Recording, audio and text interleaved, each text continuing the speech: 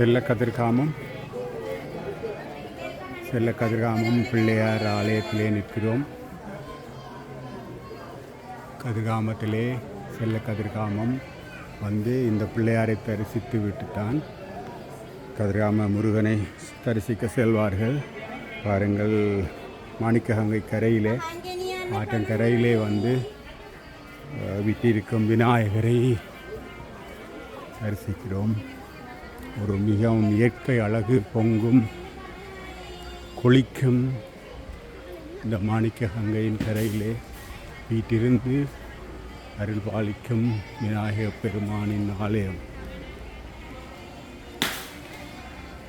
5 கரத்தனை யானை முகத்தினை இன்று நிலம்பரை போலுமைத்தினை நந்தி மகந்தனை ஞான கொழுந்தினை புந்தியில் வைத்ததை போற்றுகின்றேன்.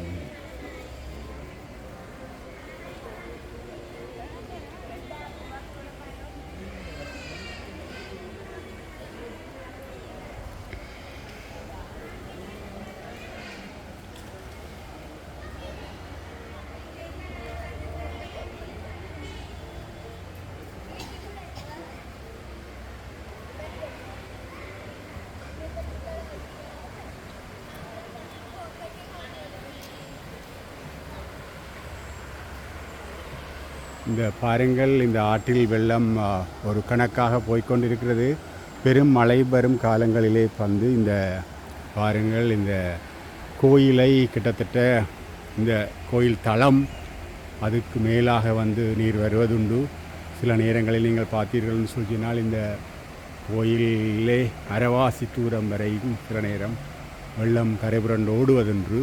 ஒரு முறை நாங்கள் இந்த ஆலயத்துக்கு வந்து இருக்கும்போது ஒரு முழங்கால் அளவுக்கு இந்த தண்ணீர் இருந்தது. ஆலயத்துக்கு வந்து தரிசித்து விட்டு ஒரு 15-20 நிமிஷம் அல்லது அரை மணி நேரத்தில் திரும்பும்போது கிட்டத்தட்ட இடுப்பளவுக்கு தண்ணீர் வந்ததை கண்டிருக்கின்றோம்.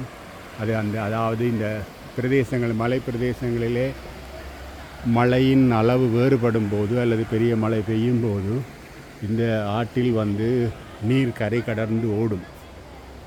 அந்த கரை கடந்து ஓடும் இந்த மாணிக்ககங்கை கரையிலே தான் வந்து விநாயகர் வீட்டிருக்கிறார்.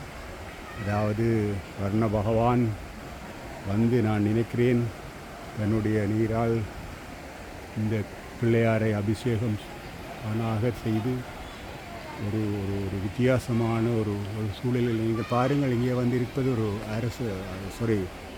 இலுப்பை மரம். இதுதான் நான் நினைக்கிறேன் தலவிருட்சம்.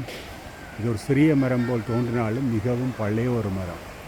அதனுடைய அந்த இதை நீங்கள் பார்த்தால் தெரியும். ஒரு அருமையான அற்புதமான இயற்கை எழில் கொஞ்சம் மூலிகை மரங்கள் நிறைந்து காணப்படும் ஒரு சூழலிலே வீட்டிலிருந்து அருள் பாலிக்கும் விநாயகர் செல்லக்கதிர்காமம்.